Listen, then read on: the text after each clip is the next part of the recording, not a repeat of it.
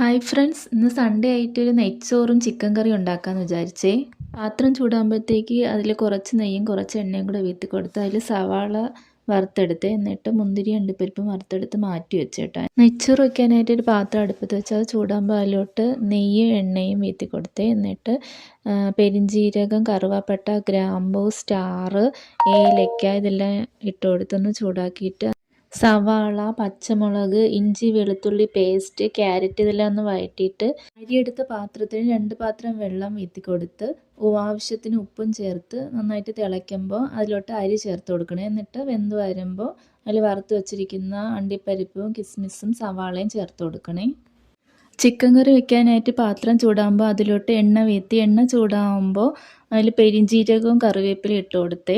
എന്നിട്ട് സവാള, പച്ചമുളക്, ഇഞ്ചി വെളുത്തുള്ളി പേസ്റ്റ് ഇവയെല്ലാം നന്നായിട്ടൊന്ന് വഴറ്റിയെടുത്തിട്ട് അതിൻ്റെ നടുക്കായിട്ട് കുറച്ചുകൂടി എണ്ണ വീത്തിയിട്ട് അതിൽ മല്ലിപ്പൊടി, മഞ്ഞൾപ്പൊടി, മുളക് പൊടി, ചിക്കൻ മസാല, കറി മസാല ഇവയെല്ലാം കൂടെ ഒന്ന് നന്നായിട്ട് ചൂടാക്കണം. എന്നിട്ട് അത് ചൂടായി വരുമ്പോൾ അതിലോട്ട് പുരട്ടി വെച്ചിരിക്കുന്ന ചിക്കൻ ചേർത്ത് കൊടുക്കാമേ. ഇരിയൊക്കെ നമ്മുടെ ആവശ്യത്തിനനുസരിച്ച് ചേർത്ത് കൊടുക്കണം കേട്ടോ. എന്നിട്ട് ഒരു വലിയ തക്കാളി ഞാൻ അടിച്ച് ചേർത്ത് കൊടുത്തിട്ടുണ്ടായിരുന്നേ. എന്നിട്ട് നമ്മുടെ ചാറിന് ആവശ്യമായിട്ടുള്ള വെള്ളം വീത്തി കൊടുത്ത് അടച്ച് വെച്ച് വേവിക്കണേ കുറച്ച് നേരം. എന്നിട്ട് കുറച്ച് കറിവേപ്പിലയും മല്ലിയിലയും കൂടെ ഇട്ട് കൊടുത്തിട്ടുണ്ടായിരുന്നേ. അങ്ങനെ കറിയൊക്കെ സെറ്റായി. പിന്നെ ഞാനൊരു സാലഡും ഉണ്ടാക്കി കുറച്ച് പപ്പടവും പൊരിച്ചെടുത്തേ. അപ്പോൾ വീഡിയോ ഇഷ്ടമായാൽ ലൈക്ക് ചെയ്യുകയും ചാനൽ സബ്സ്ക്രൈബ് ചെയ്യുകയും ചെയ്യണേ ഫ്രണ്ട്സ്. Okay, by.